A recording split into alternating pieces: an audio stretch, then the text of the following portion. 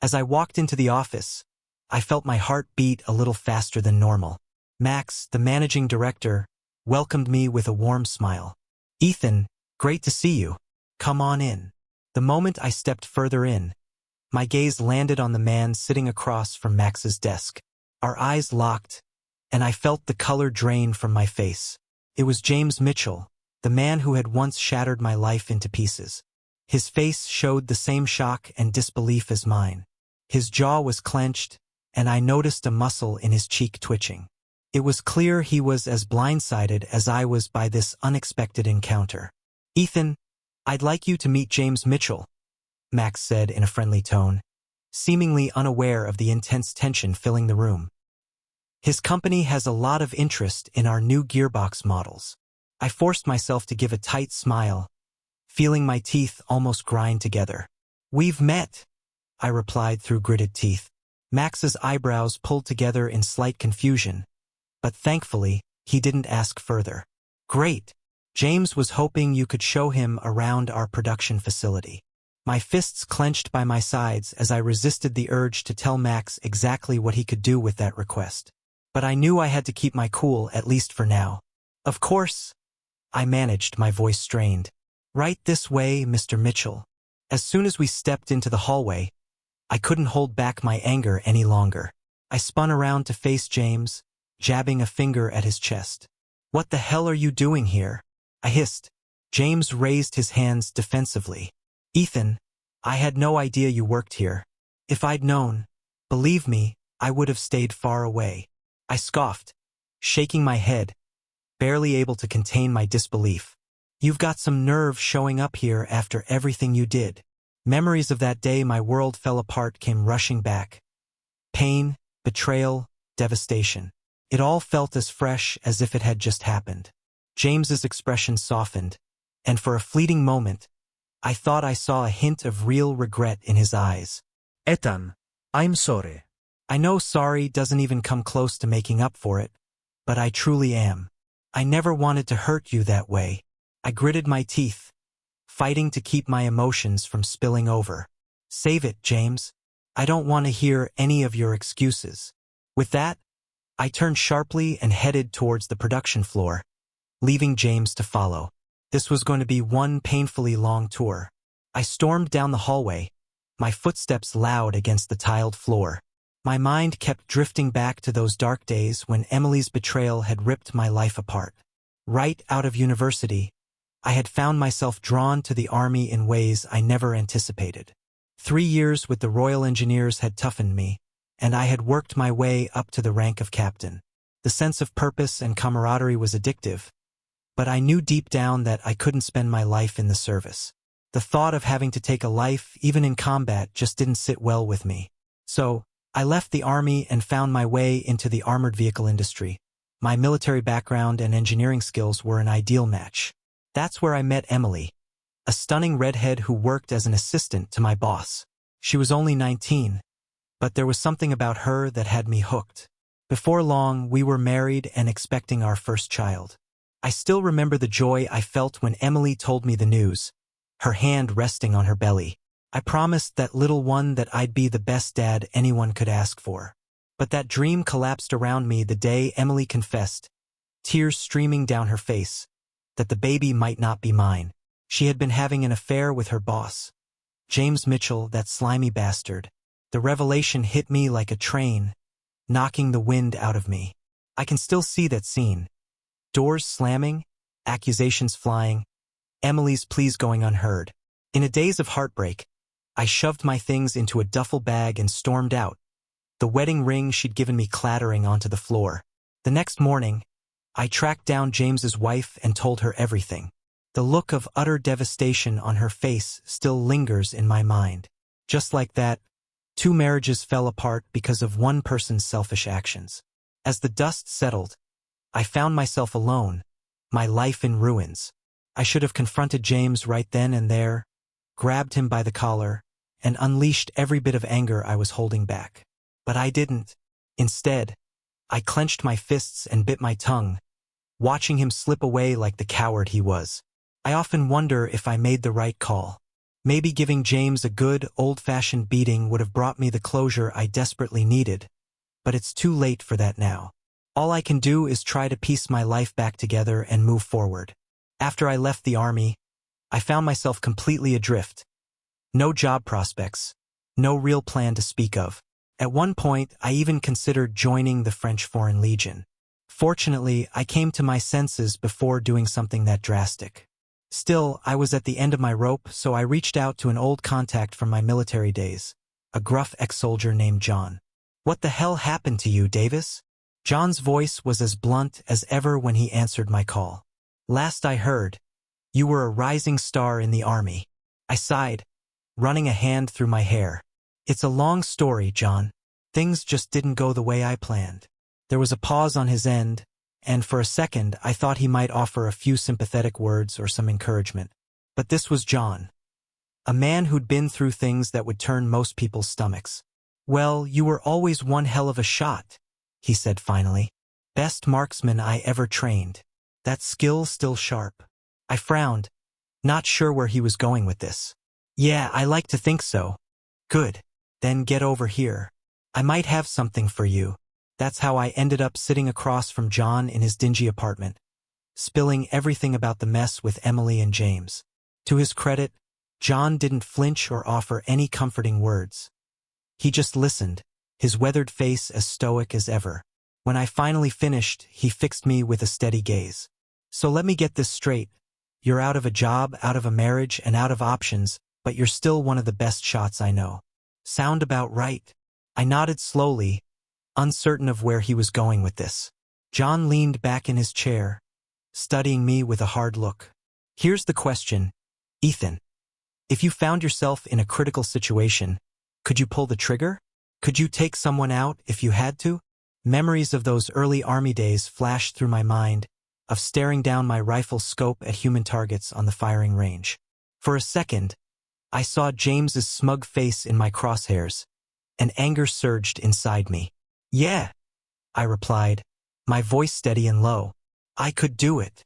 A thin smile crept across John's face. "Then I've got a job for you, my friend. How would you feel about becoming a soldier of fortune?" And that's how I ended up halfway around the world, part of an international squad tasked with protecting some Middle Eastern king. Our job was to manage and maintain all the equipment for his security detail, armored vehicles, communications gear, the works. At first, it felt like easy money. We trained during the day, ran drills and maintenance checks, and spent our nights drinking and gambling in the city. It was a cushy setup for a former captain like me. But then everything went south. One night, an armored personnel carrier came crashing through the palace gates, and all hell broke loose. Heavily armed soldiers poured out, spraying bullets everywhere as they tried to storm the king's guards. My unit and I were caught completely off guard, but we didn't hesitate. 3 mechanics and I took up positions on the side and started laying down suppressing fire. I was as calm and focused as ever, squeezing off round after round from my sidearm, taking down attackers with icy precision. In the end, we managed to push back the assault. When the smoke cleared, the unit commander clapped me on the shoulder, a look of respect in his eyes. "Damn fine shooting, Captain," he said gruffly. "I'll make sure you're compensated for your efforts today." And he kept that promise. Along with a hefty bonus, he offered me a shot at an even more lucrative, albeit riskier, assignment in Central Africa. A rebel leader named OM needed support in his struggle against a brutal dictator. The money was too tempting to pass up.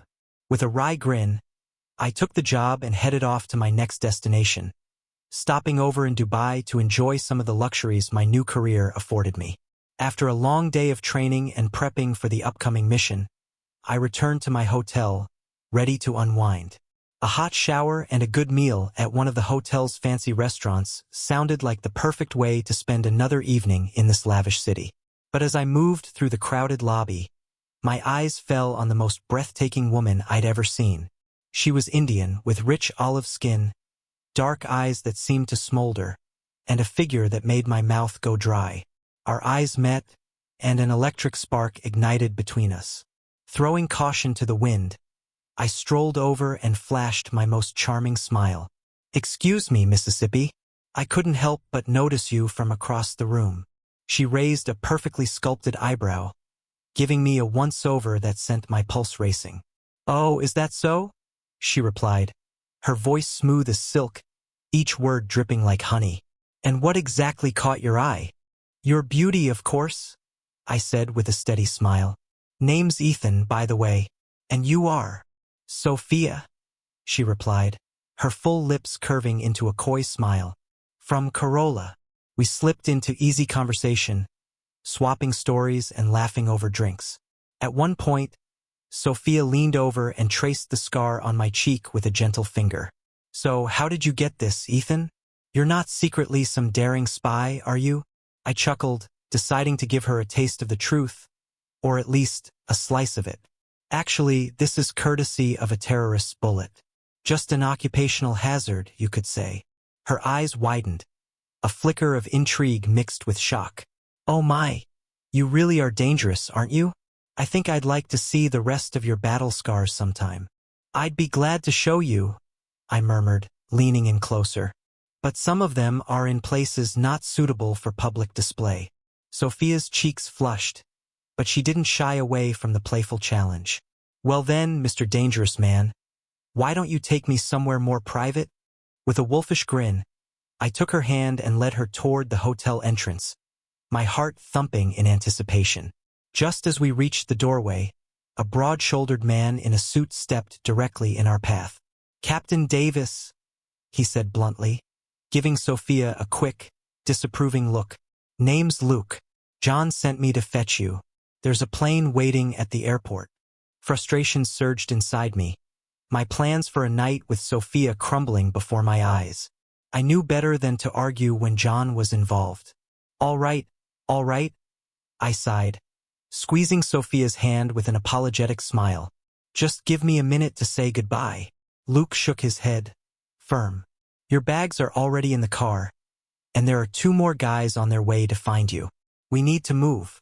Sophia's eyes widened as the reality settled in. So that scar really did come from a bullet, she murmured, her expression tinged with admiration. I shot her a roguish wink. Almost missed me too. But hey, at least I got to meet a beautiful woman before shipping out again.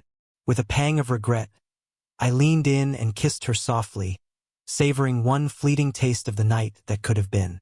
As we parted, Sophia slipped a business card into my hand. If you're ever back in Dubai, you'd better look me up, she said with a promising smile. I manage one of the city's top restaurants. With a heavy heart, I watched her disappear into the crowd, already regretting the loss of what might have been. Luke ushered me into a sleek Mercedes, and we sped off from the hotel, leaving Dubai's sparkling lights behind. The drive to the airport was tense and silent. Another man sat in the front passenger seat, glancing back at me with a shrewd expression. That woman you were with, Lena? She's not just any restaurant worker, he remarked. Her family owns one of Dubai's largest chains, with branches around the globe. I blinked in surprise, realizing I'd stumbled upon a far more valuable connection than I'd imagined. But there was no time to dwell on it now. I had a job to do, no matter how much I wished I could have stayed to see where things with Sophia might have led. We arrived at a remote corner of the airport, where a battered old Eastern European plane sat waiting on the tarmac. The thing looked like it belonged in a museum. A grizzled pilot, nearly as ancient as the aircraft, greeted me with a gap-toothed grin. You must be Davis, he said in a thick Slavic accent. I am Nikolai. Welcome aboard. I eyed the rickety plane with unease. You have got to be kidding me, John. This thing looks like it flew in World War II. Nikolai let out a wheezy chuckle. Do not worry, my friend. She still has plenty of life in her. True to his word, the old bird roared to life, climbing into the night sky with surprising ease. For hours, we droned along through the darkness, the steady hum of the engines the only sound. Eventually, we touched down for a quick refuel.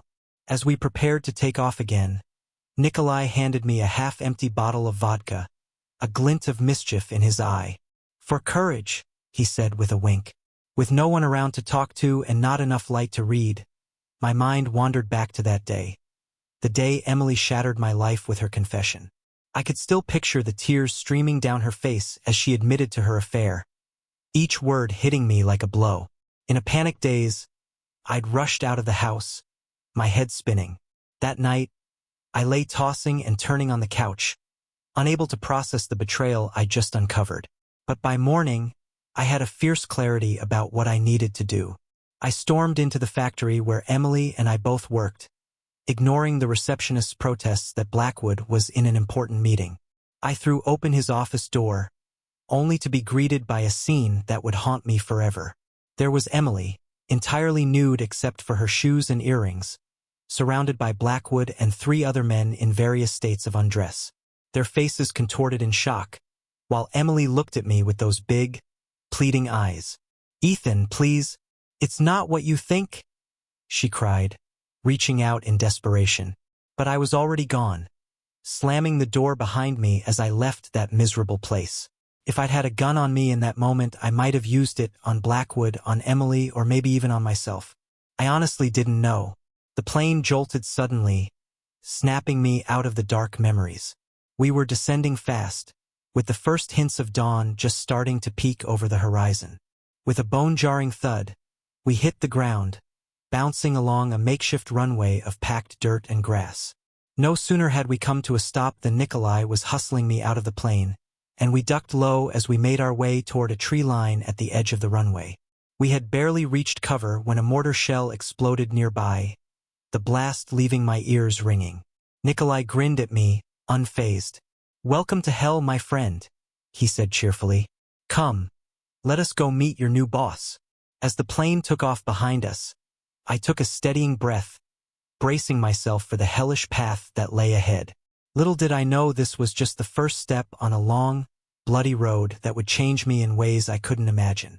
The operation to capture that mining complex was a turning point for us. Sure, we'd had some wins and skirmishes along the way, but this one felt different. It felt like we were finally gaining ground against those thugs. During the fight, I'd been run off my feet, making sure we had enough supplies and that all our gear stayed operational. But once the dust settled and the complex was ours, Ma himself came striding over to congratulate me. "Captain Davis," he boomed, giving my shoulder a hearty clap with that toothy grin of his. "Your ambush tactics were brilliant, my friend. Absolutely brilliant." I just shrugged it off as usual. "Just pure luck. We managed to get the drop on them, that's all." But he wasn't having any of my modesty. "It was a strategic victory, and I'll make sure the press release reflects that. In fact, you're in line for a bonus, my friend. Hard to say no to extra cash, right?" So, I played along, letting him paint whatever grand story he wanted about my so-called brilliant tactics. Hey, as long as the checks cashed, I was more than happy to be his humble military genius. Of course, there were other distractions around our base, if you get my drift. With that many soldiers in one place, a few working girls were bound to set up shop nearby. Not that I got involved much. Those kinds of things only lead to trouble, in my experience. Well, except maybe once or twice when I felt like playing the conquering hero. But one memory sticks with me. We just rolled into the capital town after the mining victory. I was relaxing at a dingy little bar, nursing a cold beer, when a young woman's scream cut through the chatter. I looked over to see a group of our own guys getting a bit too handsy, backing her into a corner. Now, I wouldn't call myself a hero, but there's a line you just don't cross, even in a war zone. So I got up, marched over, and grabbed the ringleader by the shoulder. "Back off, mate," I growled, giving him a shove. The girls not interested. They didn't take kindly to that. The whole lot of them turned on me, ready to brawl right there. I'll admit, my hand moved to the pistol on my hip, prepared to make this encounter a whole lot uglier if need be. Just then, the bar doors slammed open, and in swaggered Ma himself. He took one look at the standoff and bellowed, "Enough!" The men froze, their eyes going wide as they recognized our fearless leader. Ma fixed them with a withering stare. "This is the officer who saved all of your worthless hides last week," Ma snarled, fixing the men with a deadly glare. "And this is how you thank him? By disgracing yourselves in front of him? Get out of my sight, all of you." They scattered like rats, leaving me alone with Ma and the girl, who was trembling as she tried to regain her composure. Ma's expression softened as he turned to her. "You're safe now, miss. The captain here will see you somewhere secure." She nodded gratefully, inching closer to me, still visibly shaken. Up close, I could see she was just a kid, maybe 18, with big blue eyes and a light dusting of freckles across her nose. A Belgian, if I had to guess. Likely caught up in this chaos by sheer misfortune. "What's your name, love?" I asked gently, placing a reassuring hand on her shoulder. "Chloe," she stammered, her thick accent lending a bit of charm to her words. "I was just looking for work. Truly. My papa, he's a diplomat, and we got separated." She looked like she was on the verge of breaking down, so I guided her out of that miserable bar and over to a quiet spot near a convenience store where we could talk in private. Between sniffles, Chloe explained her situation. She and her father had been en route to South Africa for a summer visit with family friends in Cape Town. But when the rebels began advancing on the capital, their connecting flight was grounded.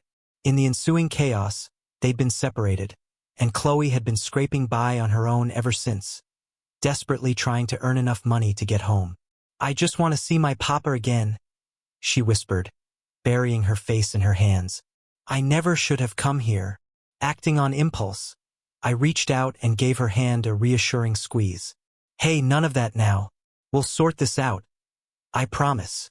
I must have had a soft spot for lost kids, because when I explained the situation, Ma didn't hesitate to arrange a room for Chloe in one of the safer hotels nearby. I'll admit, I spent a bit of time keeping her company that first night. Can you blame me? After the brutal months we'd had, Chloe was a sight for sore eyes, and she was as grateful as they come for the help. Still, I tried to keep my distance. As tempting as it was to get closer, I knew that getting involved with a civilian, especially one as young and innocent as Chloe, would only lead to heartache. But I won't deny that the thought of being with her crossed my mind once or twice during those evenings in that hotel room. In the end, though, I knew it wasn't meant to be. This wasn't a life for someone like Chloe, not with danger lurking around every corner. So, after about a week, I finally managed to locate her father. Turns out he had been evacuated to safety weeks before and was worried sick about his missing daughter. The look of pure relief and joy on Chloe's face when I broke the news, God, it's etched in my memory. And when she wrapped her arms around me, covering my cheeks with grateful kisses, it nearly melted my cynical heart. It cost me nearly a month's salary to buy her a ticket out of that hellhole, but it was worth every cent to watch her board that plane, beaming and chattering about all the things she'd do with her father once they were reunited. As her plane disappeared over the horizon, an unexpected peace settled over me. Maybe, just maybe, I'd managed to do some good in this lifetime. A tiny flicker of light amidst all the darkness I'd allowed to engulf me. And who knows, if I was lucky, I might get the chance to be that light again someday. I had no idea then just how bright that light would end up shining. But I'm getting ahead of myself. This was only the beginning. A first step on a long, winding journey that would take me to some unimaginable places and introduce me to some unforgettable people. And that's how, not long after, I found myself face to face with James Mitchell once again. My old nemesis, the man who'd shattered my life and sent me down this road in the first place. Just seeing that smug face of his was enough to make my blood boil. I did my best to stay composed as I gave him a tour of our production facility, but it took everything in me not to knock that grin right off his face. Every word out of his mouth grated on me, and I could feel my jaw clenching tighter with every step we took. The whole time, I was hatching a plan for the ultimate revenge. Mitchell's company was interested in buying our new gearbox models for some armored vehicles they were building. Well, I'd be more than happy to supply him with gearboxes, all right. The oldest, most outdated hunks of metal I could dig up. I laid out my little scheme for my boss, Max, figuring he'd get a good laugh out of sticking it to a pompous jerk like Mitchell. But to my surprise, Max didn't seem too thrilled. He pointed out that this kind of sabotage might get us into legal hot water if Mitchell caught on. That is, until I reminded him of Mitchell's past. How he'd had an affair with my wife, Emily, leaving both our marriages in shambles. With a deep sigh, Max gave in, telling me I could go ahead and handle it however I saw fit. And that's exactly what I did. The moment Mitchell's company placed their order for more gearboxes, I made sure they got the worst of the worst, the oldest, most decrepit models we had lying around. And just for good measure, I hiked up the prices too, adding a little extra sting to the whole deal. When Mitchell barged into my office, red-faced and furious about the terrible workmanship, throwing out threats about legal action, I could barely keep from grinning. I just leaned back, calm as ever, and explained it all with a straight face. How we were having supply issues thanks to some embargo nonsense with an American manufacturer. I watched as his smug expression shifted, realization slowly dawning on him, his confidence draining away, replaced by a growing look of rage and shame. For a second, it seemed like he might actually take a swing at me, but then I let the Real kicker drop. This wouldn't have anything to do with a certain redhead we both used to know, would it? I asked, dripping with sarcasm. What was her name again? Emily, right? That's when Mitchell did something I hadn't seen coming at all. He broke. The arrogant man I remembered fell apart, tears pooling in his eyes as he slumped into the chair across from me. You don't understand, he muttered, his face in his hands. Emily, she cheated on me too, you know? Over and over with one of my suppliers. I loved her. And she wrecked me. Well, talk about having the rug pulled out from under me. I'd spent years building up anger and bitterness toward him, only to find him crumbling under the weight of the same heartbreak. In that moment, I felt like a complete fool. The days that followed were awkward, to say the least. I tried keeping our talks to strictly business matters, but Mitchell seemed almost desperate to rehash that old wound with Emily. Maybe he'd been holding it in for so long he just needed to unload it all. Eventually, though, we managed to leave the past behind and start working together like proper professionals. Funny enough, Mitchell's business was on the verge of a buyout, and I just happened to have recently acquired a controlling stake in Miller Innovations from Max. One thing led to another, and before long, I found myself the majority owner of Mitchell's company too. And just like that, all the baggage from the past seemed to lose its grip on us. Here we were, two men who'd been crushed by the same woman's betrayal, but instead of letting it tear us apart, it brought us together. Life has a strange way of surprising you like that.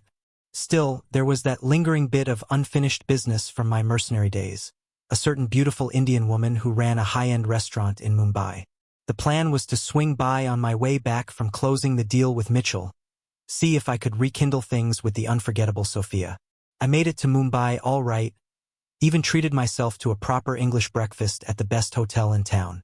But did I end up making it to Sophia's restaurant, like I'd promised all those years ago? Of course not. As luck would have it, another pretty face came along and promptly steered me off course. Can't fault a guy for being a hopeless romantic, can you? Still, I get this pang of regret when I think about how I never made it back to Sophia. She was a remarkable woman, and Lord knows I could have used someone like her by my side through the chaos that followed. But as they say, c'est la vie. Maybe it just wasn't in the cards. These days, I really can't complain. In hindsight, walking away from Sophia all those years back was probably for the best. It left me open to meet the true love of my life. My wife, Ava. She's a few years younger than me, absolutely stunning, and still has a smile that can make my heart race. Together, we've got the sweetest little girl, Chloe, who just turned 2. Funny enough, we named her after that Belgian girl I helped during my mercenary days. It just felt right, like a way to honor that strange, full-circle moment. And if that wasn't enough, Ava and I have another one on the way. A boy this time.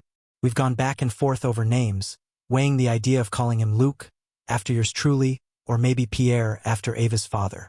Either way, he'll have Chloe as a big sister to look up to, and I know she'll be a fantastic one. So yeah, I've got it pretty good now. My own little family, a couple of successful businesses to keep me busy, and no more dodging bullets in the middle of nowhere. Sure, there were some rough patches along the way, but if I had to go through all that again to end up here, I'd do it in a heartbeat. Maybe, somewhere along the way, I've left enough breadcrumbs to show how this old dog finally pieced his life back together and found a bit of peace and happiness. Someday, I might even embarrass Ava by telling her the whole messy story. She'd probably get a kick out of it. But for now, let me just say thanks for sticking with me and hearing me out. I figured it was time I finally got some of this off my chest. You know?